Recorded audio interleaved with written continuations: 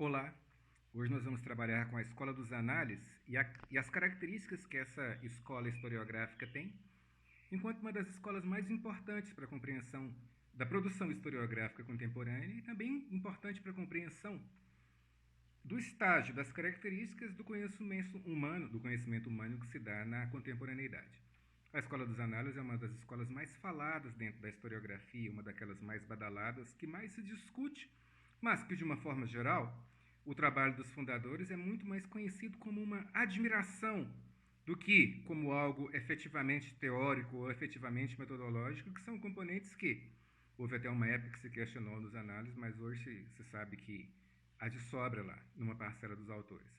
Sobre essa escola, uma parcela prefere chamar de movimento, pela grande variedade, pela grande quantidade de pessoas que se voltaram para aquilo que hoje que se denomina análise. Mas o que nos interessa, muito mais do que se é um movimento ou se é uma escola, as características do pensar daqueles que organizaram e fizeram a Escola dos Análises nas suas três principais gerações. A Escola dos Análises ela pode ser repensada por essas características, a partir das suas três principais gerações. Primeira geração formada por Marc Bloch e Lucien Febvre, segunda geração por Brodel, terceira geração por historiadores como, por exemplo, Jacques Legoff. E, em relação à Escola dos Análises, ela surge pós Primeira Guerra Mundial, num contexto de mudança de mundo e numa busca de perspectiva de compreensão desse mundo que fosse além da política. Não que a história que se fizesse antes fosse apenas política, mas ela é uma história que tinha muitas características políticas. A data de fundação mais ou menos oficial da Escola dos Análises, que tem a ver com a revista das questões econômicas e sociais, Revista dos Anais das Questões Econômicas e Sociais, que é um dos lugares em que se diz que a fundação se dá, pode ser pensada a partir de 1929, ou seja, pouco mais de uma década após o término da Primeira Guerra Mundial. E, com aquela sociedade que surge pós-fim da Primeira Guerra Mundial, que é uma sociedade em muitos aspectos políticos, mas que mostra uma série de necessidades, além da política, os análises entram com força para tentar compreender esse mundo. Eles surgem no rastro de uma escola que veio antes, que foi a escola metódica. A primeira escola que se pode pensar em termos científicos como aquela que produziu história, a primeira escola que foi pensada em termos científicos como aquela que formou universidades, e foi justamente a partir dos metódicos que a ideia de se fazer história numa universidade, não apenas se trabalhar como um historiador por prazer ou diletantismo, ganha força. E essa escola, chamada de metódica, que nós já falamos num outro texto, que muitas vezes é confundida com o positivismo, até pelos pontos de proximidade dela, é uma escola histórica que surge num contexto diferente do contexto dos análises. O contexto do surgimento, quando você pensa nas questões políticas, é o mesmo. Nas questões militares, é a mesma. Uma guerra franco-prussiana, no meio ali da escola metódica, que a França perde a guerra e os historiadores da escola metódica olham para aquele mundo da década de 1870, um dos lugares onde a escola se forma, não apenas mais um dos lugares, e pensam o seguinte: esse mundo da década de 1870, antes de falar dos análises, voltando a um precursor deles, que é justamente a escola metódica, é o mundo que acabou de sair de uma guerra franco-prussiana. A França contra uma parte que posteriormente seria um dos principais motores de formação da Alemanha, que era a Prússia. Lembrando que a Alemanha se torna nação, comparado com outras nações europeias, muito tardiamente. Na década de 1870, ela não era ainda uma nação, mas uma série de ducados, como, por exemplo, Bavária, Renânia, Boêmia, Alsácia, Pomerânia, Ruhr, Alsácia e inclusive a Prússia. A Alsácia até vai fazer parte depois da Guerra Franco-Prussiana, que oficialmente ela faz parte. E o que acontece? Nessa guerra que acontece entre a França e a Prússia vence a França e a França passa a viver uma convulsão. E uma convulsão que em muitos aspectos é militar, mas que é política também, porque é um militarismo muito ligado à política. E a escola francesa de história que surge nesse período, que se fortalece, que se estrutura nesse período, que é justamente a escola metódica, é uma escola que pensa o seguinte: se foi a partir da política que a França entrou nessa situação difícil que ela vive agora depois de perder a Guerra Franco-Prussiana, pode ser que seja a partir da política também que venha a redenção da França. Essa é uma das ideias que eles têm. E, em parte por isso, a escola metódica se volta muito para as questões políticas. porque a saída da França daquela situação passa em muitos aspectos pela política, e claro, todo historiador vive e é muito influenciado pelo contexto em que ele vive, pelas coisas que ele discute. E esse, entre aspas, apego à política, apego aos grandes personagens históricos, aqueles grandes generais, aqueles grandes políticos que, de certa forma, decidem a nação, como já falamos no outro vídeo, é aquilo que vai dar a marca mais característica, ou pelo menos a marca que mais ficou desse movimento dos metódicos, que é muito mais do que política. Mas foi a marca que ficou por essa característica de uma escola que quase diz o seguinte: foi a política que colocou a França nessa situação complicada? Foi. Foi a política que levou a guerra a França contra a Prússia? Foi. Foi a política que deixou a França como ela está, perdendo territórios, perdendo capital e perdendo possibilidades, inclusive prestígio no mundo? Foi. Então tem que ser a partir da política que esse resgate também seja feito. Essa é uma das características.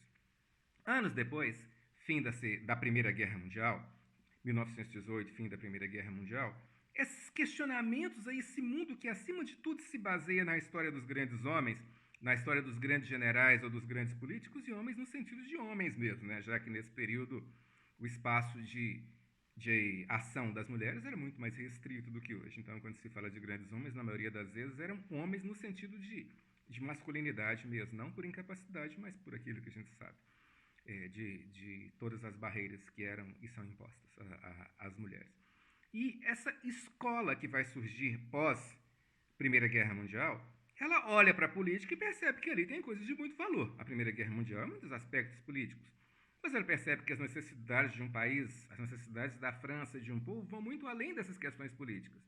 Então surge a Escola dos Análises como uma escola que quer, em muitos aspectos, continuar a história produzida pelos metódicos, mas que também quer ir além dos metódicos e produzir uma história que, mais do que política, seja econômica e social, que inclusive está na própria marca da revista, que eu citei há pouco, e que vai ser uma das que vai estruturar a fundamentação dos análises, que se dá oficialmente, justamente por causa da revista, em 1929. Marc Bloch e Lucien Febvre são aqueles que são considerados os pais fundadores mais fortes dessa geração. Qual é a ideia deles? A escola metódica contribuiu muito para a história, trouxe coisas interessantes, mas é preciso que se saiba que agora já não é mais a década de 1870. Agora nós já estamos entrando quase na década de 1930. 60 anos se passaram, as necessidades humanas se modificaram, e a tudo aquilo que foi acrescentado pelos metódicos a uma forma de produzir a história, é preciso que uma nova geração acrescente novas coisas, porque novos problemas, novas soluções, como vai dizer os próprios análises na segunda geração, né? Uma história, um fazer histórico, uma metodologia histórica que seja, entre aspas, filha do seu tempo. E, nessa busca de trazer a história para uma sintonia, para que eles consideram maior com os acontecimentos, eles começam a fazer o seguinte: além da política, e em boa parte em detrimento da política, que era a marca da escola metódica, eles trazem as questões econômicas e sociais para o centro da discussão historiográfica, o que vai render até uma crítica para eles, né? Muita gente vai dizer o seguinte: olha só, criticavam os metódicos por se apegarem à política e agora estão aqui quase que excessivamente apegados a questões econômicas e sociais. E talvez uma crítica tão injusta quanto é a crítica da questão política dos metódicos, porque assim como os metódicos valorizavam a política, mas não eram apenas política, a primeira geração dos análises também não era questão econômica e social apenas, apesar disso ser muito presente. E essa primeira geração, que se baseia na economia e nas questões sociais, também traz uma nova roupagem, uma nova influência para a história, a partir do momento em que busca aproximar a história de outras ciências sociais. Sociologia, geografia, são aquelas portas, também a antropologia e a arqueologia que se estruturava, são as portas em que a história vai utilizar para dialogar com outras ciências que podem auxiliá-las não apenas em compreender o seu objeto, mas pode auxiliá-las diretamente a compreender o seu objeto, mas pode auxiliá-las também no diálogo para que esse objeto seja mais do que apenas compreendido, para que ele seja visto a partir de todos os vieses e que dialogue com outras ciências, tanto humanas quanto naturais. E nessa questão desse diálogo com essas ciências humanas e naturais, há uma diferença entre essa primeira geração dos análises e a escola metódica que veio antes dela. por que se fala tanto da escola metódica aqui, se o objetivo é falar dos análises? Porque todas as vezes que você fala de algo que está nascendo, é normal que esse algo que está nascendo dialogue com o que existia. A produção historiográfica anterior certamente não era apenas escola metódica, mas era também escola metódica, uma daquelas que era mais influente, principalmente na França. Então é natural que você dialogue com essa que veio antes de você, veja os aspectos positivos dela, mas também se estruture em cima das críticas que você faz a essa escola, porque se tudo estivesse muito bem na produção dos metódicos, na visão da época em que os análises foram estruturados, não precisaria dos análises, né? Então eles fazem essa crítica e começam a se apegar, em boa parte, a esses aspectos que nós acabamos de falar aqui. Econômico, social e uma aproximação com as ciências sociais ou ciências humanas. Porque na época dos metódicos, em 1870, 1860, 1880, as ciências sociais nascentes, as ciências humanas nascentes não eram o centro daquilo que chamava a atenção das pessoas. O mundo que descobria novas drogas, que utilizava a quinina, que fazia navios que atravessavam o oceano, espalhava trens pela Europa e pelo mundo, facilitando a comunicação, era, acima de tudo, um mundo baseado nas ciências naturais, e não nas ciências humanas. Então, as ciências naturais descortinavam esse mundo e faziam um mundo belíssimo para a humanidade. E, quando a escola metódica surge, é inspirada nessas ciências que ela surge. Olha o que eles estão fazendo, é uma coisa muito legal. As ciências naturais revolucionam o mundo e, consequentemente, estão tendo um sucesso enorme porque esse revolucionar é legítimo.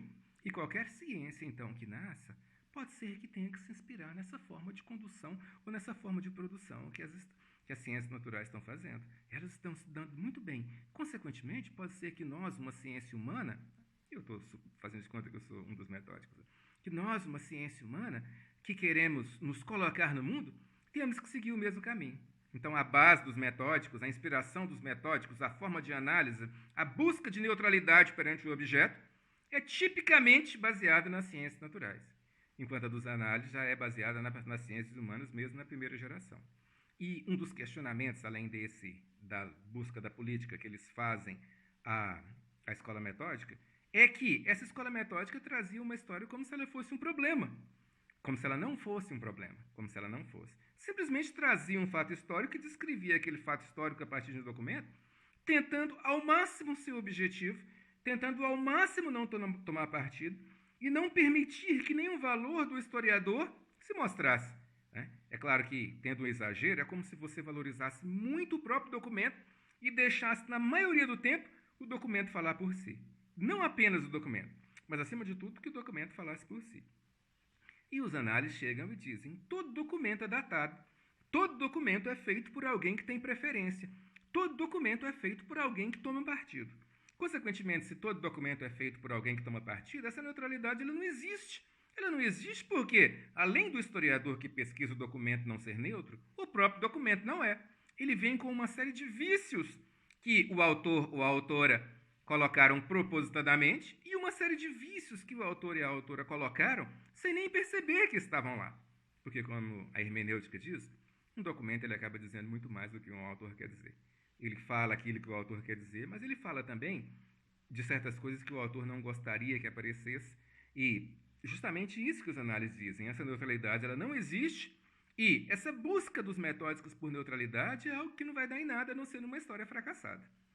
Então, primeiro, uma aproximação com as ciências humanas, não um afastamento ou uma crítica às ciências naturais como se elas fossem adversárias, mas uma percepção de que elas têm o lugar delas e as ciências humanas têm o lugar delas dentro desse caldo histórico e caldo científico que existe.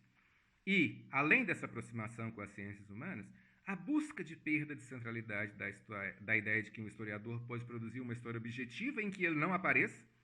Essa é a segunda coisa que desaparece, ou melhor, que ganha força com os análises.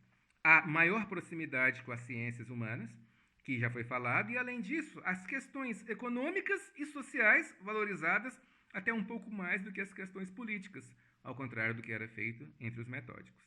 E também uma problematização da história, aquilo que eles vão chamar de história-problema. A partir de agora, toda história, todo fato histórico, todo acontecimento, ele não é algo dado por um documento.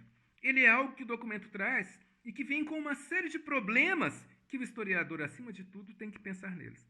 Todo documento pode ser problematizado. O documento em si é um problema, mas ele também pode ser problematizado. O historiador pode levantar questões a ele que muitas vezes ele nem imaginava que isso aconteceria. O documento é um problema porque ele vem com todos os vícios de quem escreveu, com as crenças de quem escreveu. E ele pode ser problematizado porque é a partir dele que o ser humano de uma outra época vai tentar responder não apenas os questionamentos daquela época que o documento foi escrito, mas os questionamentos que ele, que pesquisa o documento de uma outra época, tem. Ou seja, só é possível fazer uma história que seja uma história problema. Problema pelos vícios e pelas questões que o documento levanta, e problema pelas questões que o leitor, numa outra época, quer que o documento fale. Ou seja, um documento ele tem que ser visto quase como algo que precisa de uma inquisição sobre ele. A inquisição no sentido de tentar tirar dele tudo aquilo que ele tem a partir do diálogo e da tentativa de compreensão do que esse documento tem. E além dessa característica, há também o alargamento da própria noção de documento que acontece nos análises. Os análises trazem uma nova visão de documento que, em muitos aspectos, vai além da visão de documento dos metódicos. A visão de documento dos metódicos, em parte, é a seguinte: o documento escrito e oficial. Ele pode ser oficial produzido por um governo, pensando no Brasil, é claro que não são essas nomenclaturas que tem na França. Mas como a nomenclatura muda, mas a função do cargo não, ele pode ser pensado como um documento que seja estruturado por uma prefeitura, que seja escrito por um governo estadual, por um ministro, por um presidente, pelo Senado, por uma Câmara Legislativa, uma Assembleia dessas estaduais ou federais, mas, acima de tudo, ele é um documento oficial. Ou um documento militar, escrito por um grande general ou escrito por um centro de comando de exércitos que fale a respeito de uma batalha e das características dela. Ou seja, grandes acontecimentos feitos por grandes políticos e que são analisados a partir de documentos oficiais produzidos por essas chancelarias desses mesmos políticos ou desses mesmos generais. A ideia de que os metódicos tinham, de que um documento, uma carta, por exemplo, ela poderia trazer coisas que não eram tão interessantes para o historiador, porque o propósito de quem escreve uma carta não seria necessariamente fazer história, mas seria passar um sentimento, né? Que seria a ideia dos análises, um sentimento, algo interno que incomoda ou que alegra. E, nessa questão dos análises procurarem, eles imaginam, então, o seguinte: a história não fala de seres humanos? Não é, acima de tudo, o ser humano que é o objeto da história? Não é, acima de tudo, o ser humano que é aquele que produz história? Então, consequentemente, toda história que vai falar de seres humanos tem que ter o ser humano como centro. E não apenas o ser humano que seja um grande general ou um grande político, mas todo ser humano que age nesse mundo e que, de alguma coisa, toma partido, e de alguma forma toma partido quando as discussões têm. Ele pode ser um grande homem? Pode.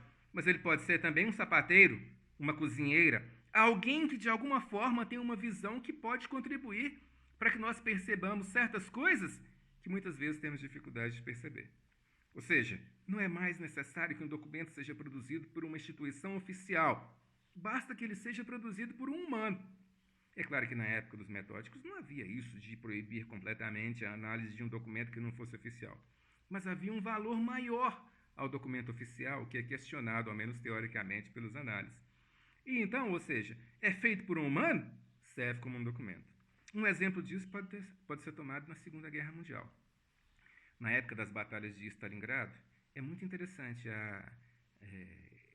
um documentário, um trabalho alemão que fala das cartas de Stalingrado, escritas pelos soldados, não grandes generais, mas soldados rasos e ali de baixa patente da Alemanha, e como é que o humor desses soldados e como é que o que eles veem em Stalingrado e a própria forma que eles veem o que vai acontecer na Alemanha se modifica com o tempo.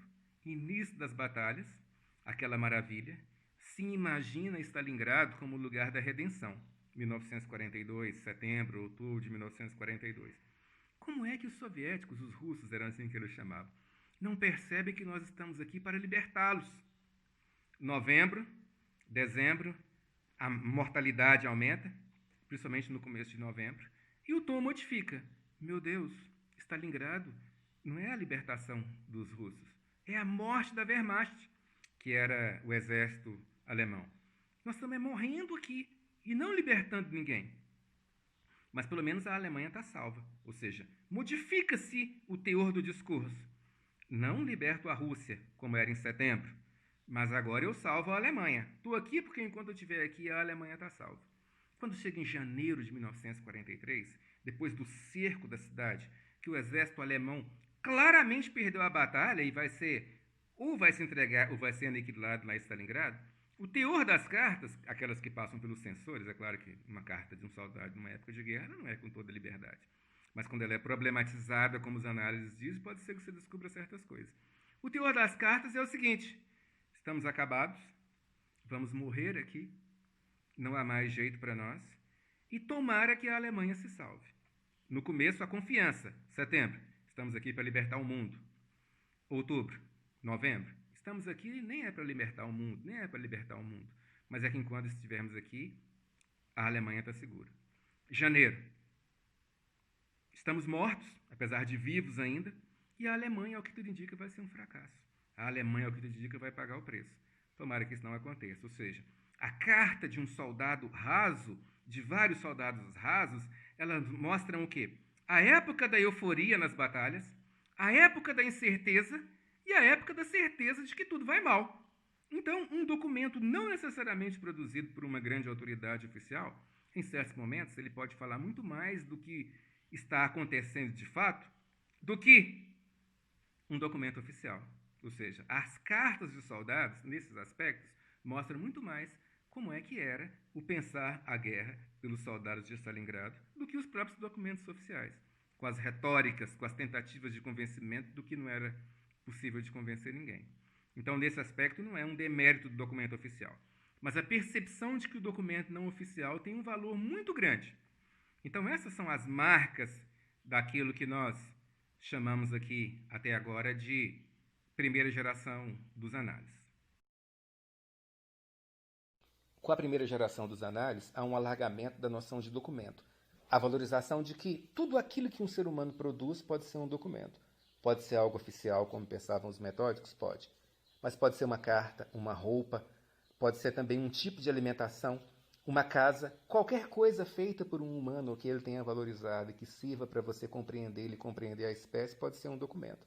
A valorização de novos agentes, não apenas os grandes homens, no sentido de homens mesmo, mas qualquer ser humano que tenha feito alguma coisa que te permite compreender a ele e outros seres humanos é um documento.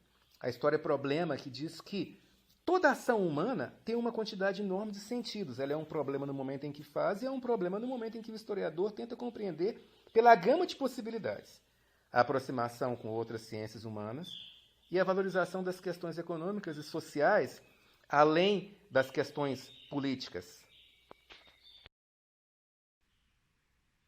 E se essas são as marcas da primeira geração, essas marcas todas que nós vimos aqui, entre elas a noção de documento alargada, a economia e a sociedade se colocando acima, ou pelo menos em par de igualdade com a política, a necessidade de diálogo e de aproximação com as ciências humanas ou sociais, como nós acabamos de citar, a crença de que toda história pode ser problematizada, toda história pode ser pensada como um problema e não uma história harmônica, como eles diziam que a Escola dos Análises dizia, e a ideia de que toda história pode ser total. A Escola dos Análises, na primeira geração, ela traz todas essas modificações que nós falamos.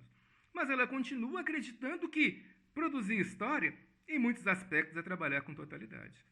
Quando você pega, por exemplo, um livro do Mark Bloch chamado Os Reis Taumaturgos, no livro dele, você percebe, na própria escrita, que a intenção é contar uma longa história de um longo período que envolve a França, mas que envolve outras nações tipicamente europeias, e que, acima de tudo, se trabalha uma mentalidade e períodos de longa duração.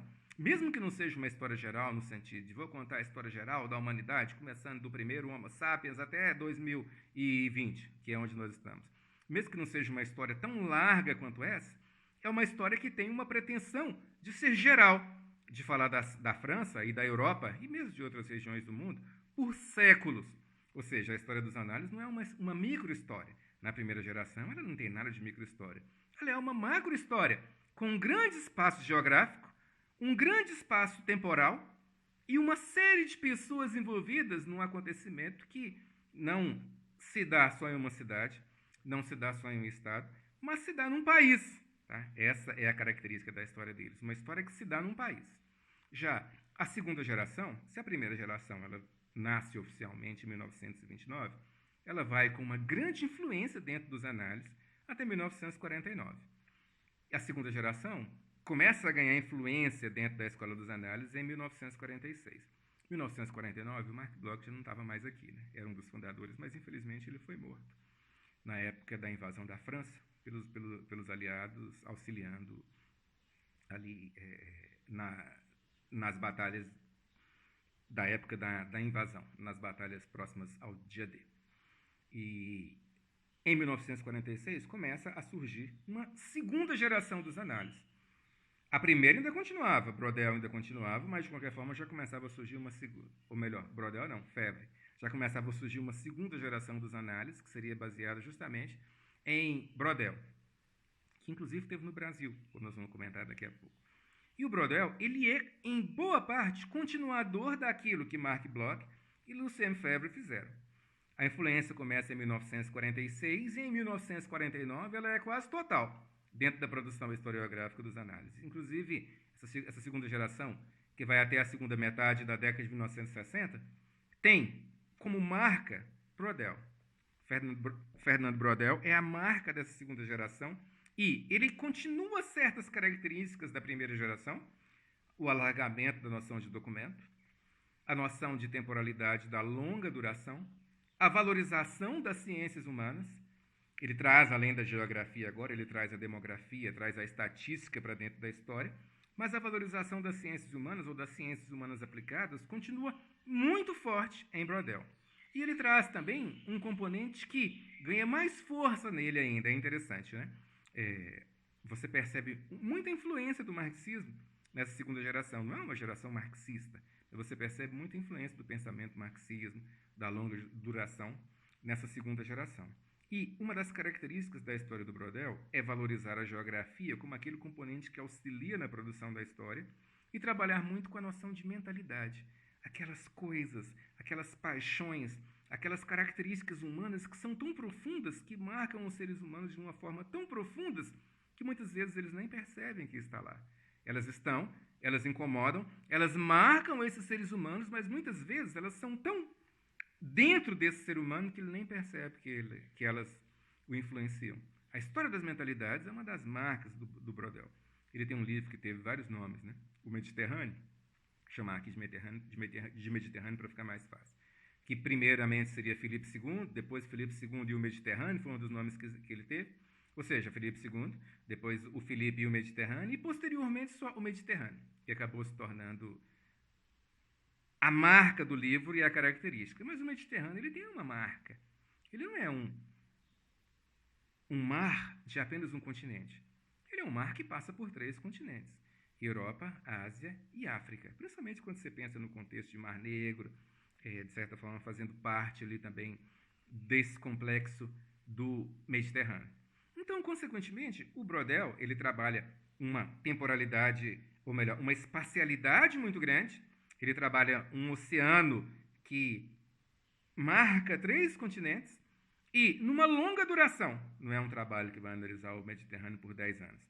Ou seja, o Brodel ele tem, então, como marca da primeira geração que permanece nele, justamente a ideia de que produzir história é produzir com grandes temporalidades e com grandes especialidades, com aproximação das ciências humanas, no caso dele, com muito valor também nas ciências humanas aplicadas, como nós falamos da demografia e da estatística, e entre outras características da geografia. Ele mantém esses fatores da primeira geração e agrega a esses fatores da primeira geração uma discussão que já se fazia presente lá, mas que nele ganha muita força. Ganha muita força no Brodel a questão do tempo e da temporalidade, que já era presente em Marc Bloch, Lucien Febvre, e que já era presente nos metódicos e que já era presente desde Heródoto. Mas que nele ganha força porque há um trabalho teórico, metodológico, de definição do que é a temporalidade histórica. A ideia de que a história trabalha com acontecimentos humanos inseridos num tempo e num espaço, ela não é uma novidade. Ela é algo que conscientemente ou inconscientemente marca a história desde que ela surgiu. Mas a partir do momento em que Brodel ganha projeção nessa segunda geração dos análises, essa temporalidade ela continua a ser questionada ela continua a ser valorizada e ela é problematizada de uma forma relativamente nova. Brodel pega a temporalidade histórica e diz, sim, a história é a ciência que, além do espaço, trabalha com o tempo. São seres humanos agindo e fazendo algo dentro do tempo. E essa temporalidade da história, ela não é simplesmente uma temporalidade em que as coisas acontecem numa sucessão quase retilínea. Ela é uma temporalidade que às vezes tem saltos, que às vezes tem continuidades, que às vezes tem repetições, ou entre aspas, repetições, né, já que nada vai se repetir, pelo que nós sabemos. Mas mesmo que ela tenha todas essas marcas que nós estamos acabando de dizer, ela é histórica e ela é temporal. Ou seja, a história é o ser humano agindo no tempo. Mas não é simplesmente uma temporalidade que eu posso pensar como se fosse um conceito dado e que tudo esteja resolvido. O Brodel não acredita que falar em temporalidade seja algo tão simples assim. Então, o que ele faz? Ele pega a temporalidade histórica e a pensa a partir de 3 perspectivas: longa duração, média duração e curta duração. Ou estrutura, que se aproxima da longa duração, conjuntura, que se aproxima da média duração, e o evento, que se aproxima da curta duração. E essas 3 temporalidades, elas podem ser pensadas pela seguinte forma. Longa duração é aquilo que marca um ser humano por décadas, séculos e, às vezes, até milênios. Aquilo que, muitas vezes, é tão interno, tão imbricado no humano, que ele nem percebe que está lá. Isso seria uma longa duração. Aquelas coisas que passam por milênios dentro de um ser humano. O cristianismo, por exemplo, pode ser pensado como uma longa duração. Algo que está aqui, de certa forma, como uma trindade. Deus Pai, Deus Filho e Espírito Santo. Há 2000 anos, tendo existido ou não Cristo, o cristianismo, independente de Cristo ter existido ou não, ou de ser uma criação mental dos homens, dos seres humanos, né? Independente e não dos homens, independente de ser uma criação mental dos seres humanos, ele é visto como uma longa duração e que está aqui há mais de 2000 anos, marcando de uma forma ou outra essa boa parte da humanidade, principalmente no Ocidente. Então, essa longa duração ou estrutura, que também pode ser chamada de estrutura, são aquelas coisas que estruturam, como o próprio termo diz, né? Longa duração ou estrutura, uma sociedade. Porque quando você pensa numa casa, quando você pensa num prédio, as coisas mais difíceis de derrubar desse prédio são justamente as estruturas. Aquelas coisas mais firmes, aquelas coisas que são feitas primeiro, quando você começa um prédio, depois que você tira toda aquela terra que você faz os buracos, fazer o buraco já é começar a estrutura. A primeira coisa que você faz é justamente fazer uma estrutura. E enquanto essa estrutura estiver de pé, teoricamente aquele prédio vai estar de pé. Quando essa estrutura ruir, o prédio também vai ruir. Então a estrutura é aquela coisa que sustenta, que vem de longa data, que de certa forma vem primeiro, como nós pensamos no prédio, estrutura ou longa duração, e vai segurá-lo. Então essas crenças, essas coisas que marcam a sociedade e que estão aqui há séculos ou milênios, seriam uma longa duração. E nós demos o exemplo do cristianismo por isso, longa duração. O patriarcado, essa sociedade dominada pelos homens, infelizmente também é uma longa duração na nossa sociedade, né? E são coisas muito difíceis de romper essas longas durações, justamente porque elas são estruturas sociais. E por serem estruturas, toda estrutura não basta você... Eu numa casa, mudo um sofá de lugar muito facilmente, mas eu não consigo modificar a estrutura da casa com essa facilidade toda. E se a estrutura é essa longa duração, essa coisa firme que vem de longa data, a conjuntura, ou média duração, média duração e curta duração, ou evento, conjuntura e estrutura. Longa estrutura. Olha eu misturando as coisas, né? Longa duração e estrutura seriam mais ou menos nome para a mesma coisa. Longa duração e estrutura seria aquilo que vem de longa data, que sustenta. E conjuntura ou média duração também seriam mais ou menos a mesma coisa. Se a estrutura é aquilo que sustenta e que fica por muito tempo, a conjuntura ou a média duração é aquilo que já está há muito tempo também, que tem uma certa resistência, mas que não está há tanto tempo quanto a longa duração, e que também pode ser que não tenha tanta resistência quanto a longa duração. A média duração ou conjuntura, ela tem muita resistência e há muito tempo ela está aqui, mas ela não é tão resistente quanto a longa duração e a estrutura, e nem está há tanto tempo. Mas então qual seria a característica dessa conjuntura? Seriam aquelas coisas que são firmes a ponto de auxiliar a estrutura a sustentar uma sociedade. Tá? Pensando numa casa, você pode pensar nos tijolos na parede e no reboco. Pensando numa sociedade ou numa organização social, você pode pensar em certos valores que, mesmo sem serem valores milenares, estão aqui conosco há muito tempo. Como, por exemplo, se nós pensarmos o cristianismo como um todo,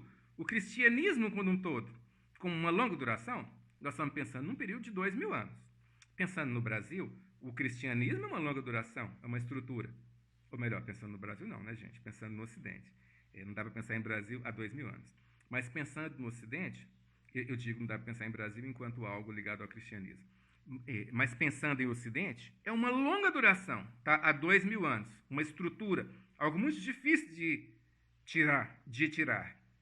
Mas vamos pensar dentro dessa longa duração, ou desse período nosso de 2000 anos, vamos pensar no protestantismo, que também faz parte do cristianismo, que também estrutura uma sociedade, mas que está aqui há 500 anos. A longevidade é considerável. 500 anos. É considerável, mas não é tão longeva como é no caso da estrutura, que é o cristianismo. Então, a conjuntura ou a média duração são esses eventos fortes que existem dentro de uma sociedade, mas que não são tão fortes quanto a longa duração. E que, mesmo sendo fortes, são mais maleáveis. A longa duração é dificílima de romper. A média duração ou conjuntura é difícil de romper. Vamos pensar no protestantismo e dá para se perceber isso. É uma conjuntura porque está aqui há 500 anos, é uma conjuntura porque tem muita influência nas sociedades ocidentais, mas uma conjuntura porque, mesmo tendo muita influência nas sociedades ocidentais, não tem a influência que o cristianismo como um todo tem e nem é tão difícil de ser moldado quanto é, por exemplo, o cristianismo. Tanto que, constantemente, há mudanças na própria estrutura dessa longa duração, dessa média duração que nós chamamos de protestantismo, né? Ele marca a sociedade ocidental, uma parcela da sociedade ocidental há 500 anos, e marca com muita força. Mas ele não marca, ele não é tão presente, ele não tem mostrado ainda a força que tem a estrutura do cristianismo como um todo, que marca há 2000 anos. E o que seria, por exemplo, o evento ou a curta duração? Aquilo que é transitório, aquilo que acontece em um momento, aquilo que acontece num período relativamente curto dentro de uma sociedade. O evento seria o momento de uma revolução, o momento de uma transformação, o momento em que uma sociedade deixa de ser aquilo que ela era e se transforma radicalmente em outra. O evento é isso, ele pode ser pensado como um momento de transformação. Mas para ficar mais fácil essa questão de longa, média e curta duração, vamos pensar de novo no cristianismo, que eu acho que vai ficar mais fácil de dar o exemplo. Se a longa duração é o cristianismo, essa estrutura que está aqui há 2000 anos, a média duração poderia ser pensada como o protestantismo, que está aqui há 500 anos. E o evento poderia ser pensado como as igrejas neopentecostais, que surgiram há 50 anos e que influenciam o mundo há 50 anos. Mas pensado numa estrutura de 2000 anos, 50 anos pode ser pensado como um evento, né? Ou seja, cristianismo, longa duração, aquela estrutura forte, firme, presente no Brasil e nas sociedades ocidentais, principalmente, e que ajuda a auxiliar na estrutura ajuda a auxiliar, né? Que auxilia na estrutura dessas sociedades há 2000 anos. Enquanto a conjuntura seria o protestantismo, que também auxilia nessa sociedade há 2000 anos, mas que não mostra a longevidade que a estrutura tem e que nós nem sabemos se tem a resistência que a estrutura tem. Pode ser que daqui 200 anos nem exista mais e o cristianismo continue aí. E o evento seria, então, o pentecostalismo, ou neopentecostalismo, que surge nos últimos 50 anos e traz uma nova forma de adorar. Mas espera aí, vamos dificultar um pouquinho mais essa questão. Se aquilo que dura muito é a longa duração, que tem uma estrutura rígida, não impossível de ser rompida, mas rígida, é a longa duração. Se aquilo que tem uma longevidade considerável, que tem uma estrutura considerável, é a média duração, ela, assim como a longa duração, ela não é impossível de ser rompida, mas que também tem uma certa dificuldade. E se o evento é aquilo transitório, aquilo que é curto, eu posso pensar no cristianismo, no protestantismo, o cristianismo como longa, o protestantismo como média duração, e o pentecostalismo como curta duração ou evento, se eu pensar numa sociedade de 2000 anos. Mas e se eu reduzir essa sociedade para 500 anos? Agora, o meu estudo vai pegar em 500 anos. Ele não vai pegar desde o surgimento do cristianismo, que foi a longa duração, e trazer até agora. Ele vai pegar a partir de 1517, quando surge o protestantismo. Ou seja, meu estudo começa em 1517 e termina em 2020. Ele não começa mais na época em que Jesus surgiu. Consequentemente, o cristianismo, como uma longa duração, ele pode ser pensado nesse contexto. Mas o protestantismo, agora em 500 anos, ele surge nesse período. Ele também pode ser pensado como uma estrutura. Mas espera aí, num período de 2000 anos, o protestantismo não era média duração? Era, porque o período era 2000 anos e o protestantismo só tinha 500.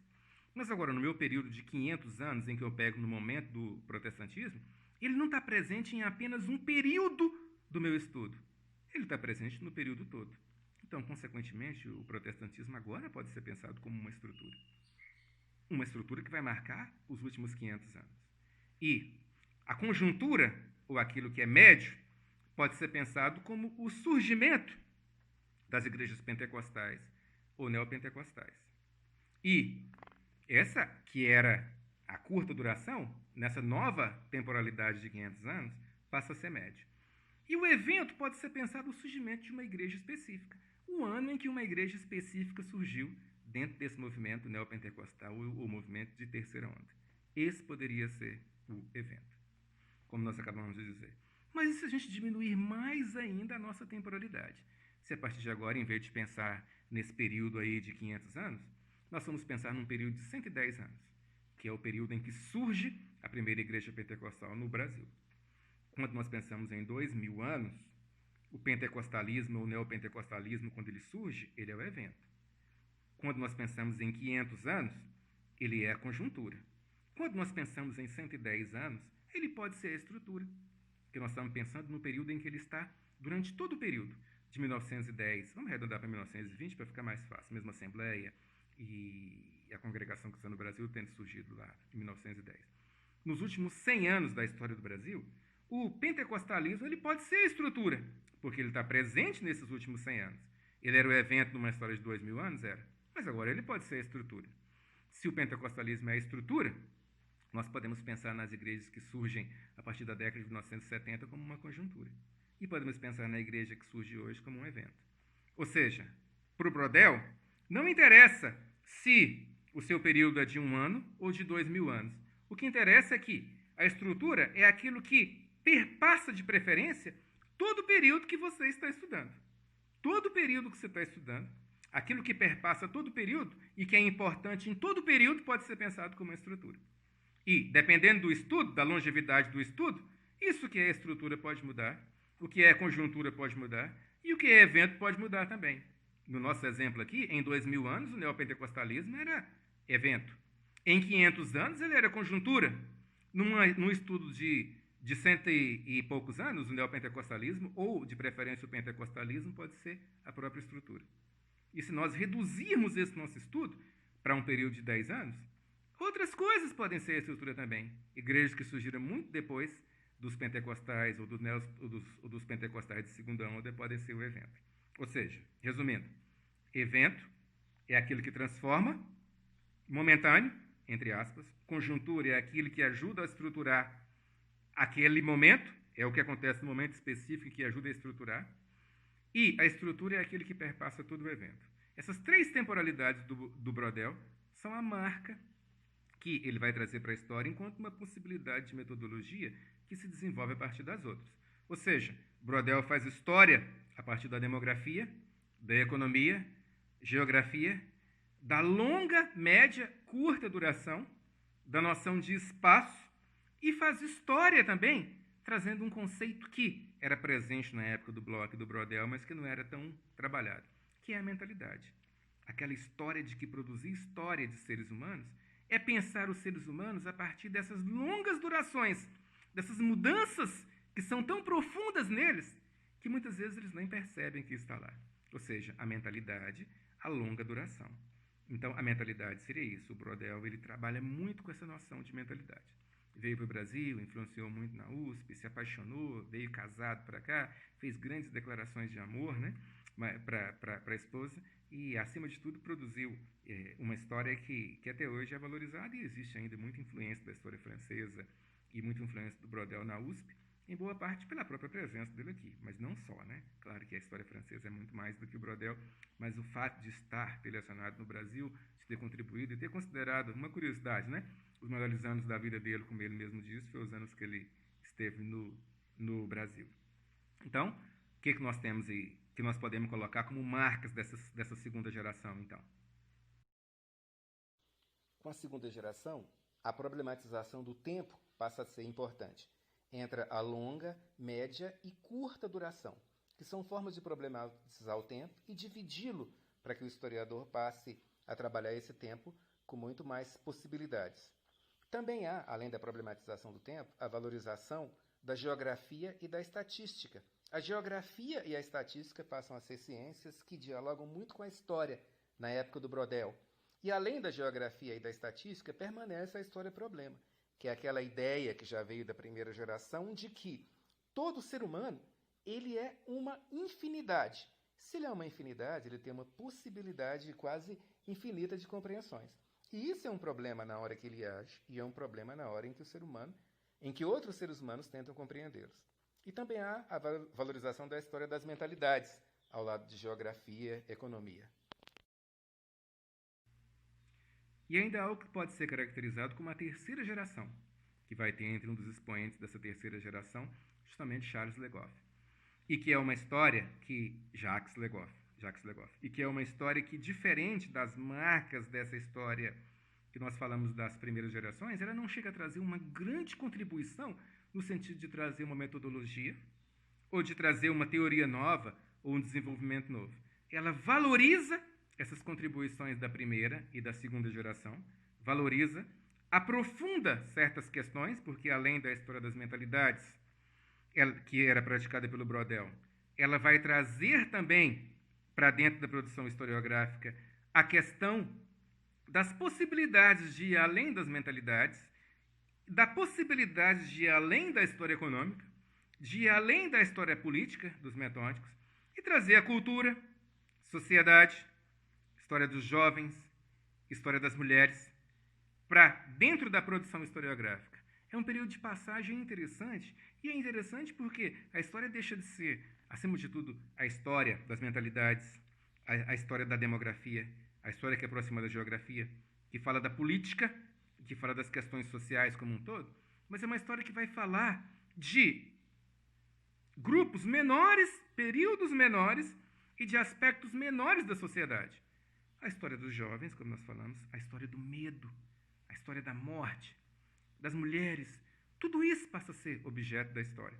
E, na verdade, essa terceira geração é como se fosse uma ponte para aquilo que vai vir depois.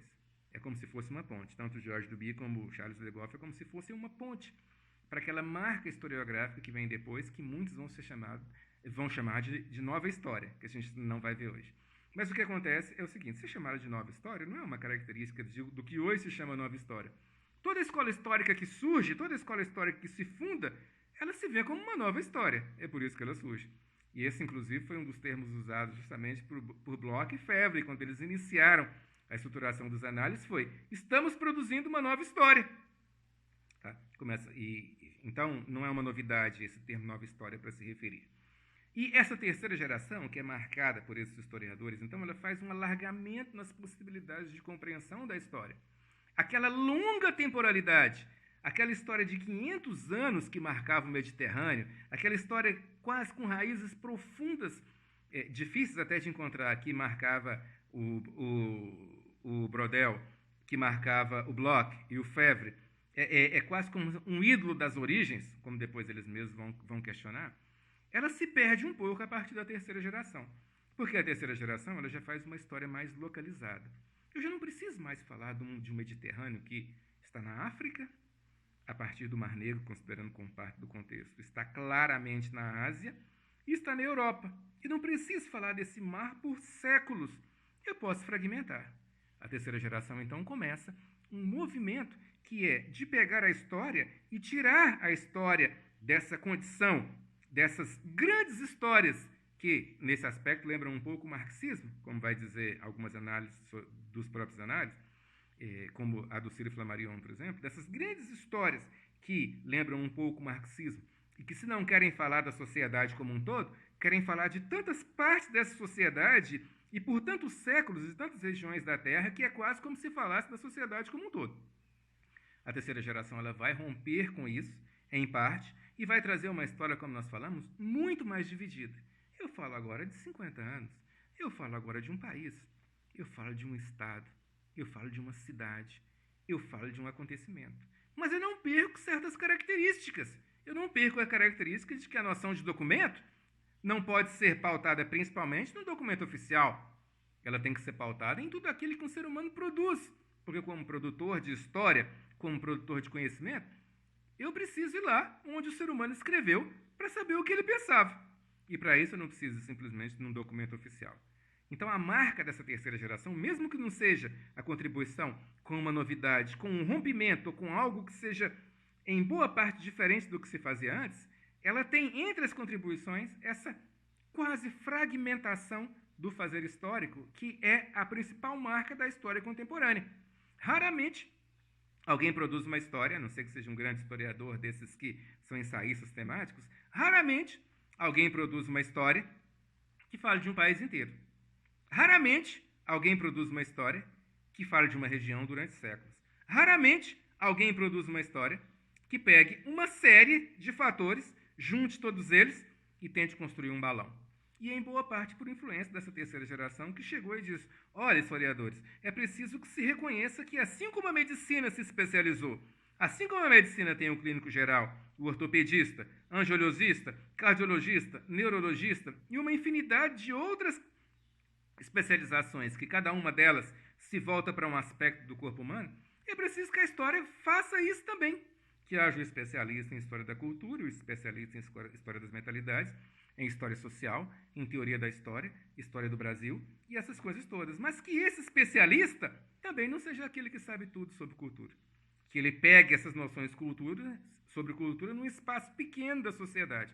Assim como o cardiologista, tem o cardiologista que é especializado em ponto de safena, tem o cardiologista que é especializado em cirurgia de coração. Assim como o cardiologista, é tudo coração, mas cada um se volta para uma parte. Assim como o cardiologista, alguém que estuda a história da cultura não pode simplesmente ser alguém que estuda a história da cultura. Tem que ser alguém que estuda a história da cultura num local específico e que pensa essa cultura não simplesmente como uma totalidade.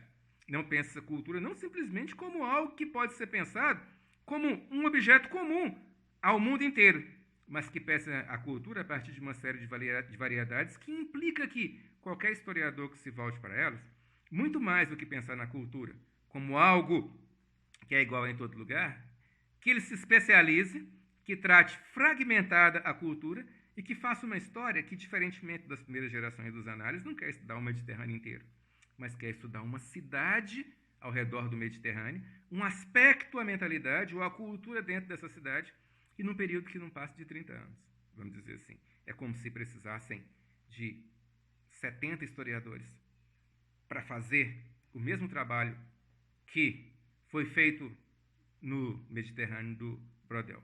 Ou seja, a terceira geração traz essa especialização, essa divisão de funções que já existia, mas que é a marca, e que vai ser ampliada mais ainda por algo que muita gente vai chamar de quarta geração. Na terceira geração, já há inclusive mais espaço para mulheres na liderança. Michelle Perrot, por exemplo, é uma delas. E há uma liderança mais dividida, então, entre homens e mulheres e outras preocupações a partir do momento em que essa liderança é mais dividida. Agora a história trata de cultura, mentalidades, jovens, gêneros e etnias e uma série de outras possibilidades. Os temas históricos são alargados. Se na primeira e na segunda geração houve principalmente um alargamento do documento, da possibilidade de pensar o que é um documento histórico, na terceira geração há um alargamento da noção de tema. Não é mais qualquer documento que um ser humano produz que é histórico. Qualquer tema pode ser histórico, não apenas o documento. Uma valorização da curta duração e uma especialização muito grande dentro da história, que é justamente essas divisões que nós fazemos. Um historiador de gênero, um historiador de etnias, especializações na história. Uma parcela das pessoas diz que tem a quarta geração dos análises e uma parcela das pessoas diz que não, que essa quarta geração já seria uma coisa tão diferente daquilo que a primeira, a segunda e a terceira geração fizeram, que não dá para dizer que é a mesma coisa. Sobre essa quarta geração nós vamos ver posteriormente. Então, recapitulando, o que os análises fizeram? Alargaram a noção de documento, trouxeram as ciências humanas para mais próxima da história, disseram que tudo aquilo que o ser humano faz é história, dialogaram com uma série de ciências próximas, alargaram a noção de análise histórica, que era, acima de tudo, política. No começo dos análises era econômica, a primeira geração, principalmente a econômica. Na segunda geração passa a ser também social e mentalidades. Na terceira geração passa a ser qualquer ação humana, econômica, mental, cultural, religiosa, de gênero, de sexualidade. Tudo isso passa a ser objeto da história humana. A terceira geração alarga e diz que toda história, toda ação humana pode ser pensada.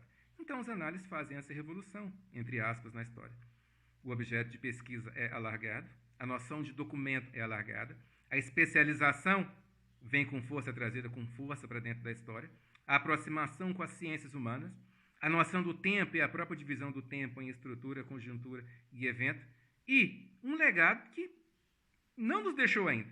Tanto que até hoje a escola histórica mais comentada, mesmo que a maioria das pessoas utilize pouco, principalmente os autores da primeira geração e da segunda, a escola histórica mais comentada que existe é justamente a escola dos análises. E na próxima conversa nós vamos falar um pouco sobre essa quarta geração.